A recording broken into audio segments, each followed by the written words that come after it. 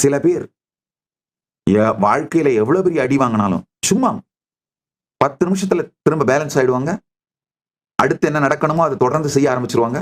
சில பேர் ஒரு சாதாரண விஷயம், ரொம்ப சாதாரண விஷயம், கேர்ள் ஃபிரெண்ட் பிரேக்கப் பண்ணிட்டு போனதா கூட இருக்காது.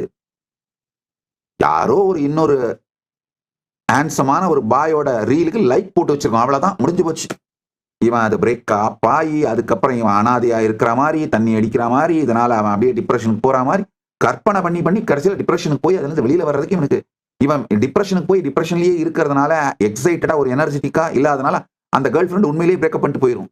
ஒரு சிறு விஷயங்கள் கூட, இது வந்து அதே மாதிரி பெண்களுக்கும் சொல்லலாம், சிறு விஷயங்களுக்கு கூட அப்படியே உடைஞ்சு போயிட்டு ரெக்யூப் ஆகாம இருக்கிறதுக்கும், எவ்வளவு பெரிய விஷயங்கள் வந்தாலும் லெஃப்ட் ஹேண்ட்ல டீல் பண்ணிட்டு, லெஃப்ட் ஹேண்ட் கூட லெஃப்ட் ஐல டீல் பண்ணிட்டு போய்கிட்டே இருந்து தன்னைத்தானே உடனடியா மீட்டு எடுத்துக்கிட்டு ரீவயரிங் பண்ணிட்டு போற பிரெயினுக்கும் இருக்கிற ஒரே டிஃபரன்ஸ், இதுக்கான காரணம் இந்த நியூரோ பிளாஸ்டிசிட்டி தாங்க.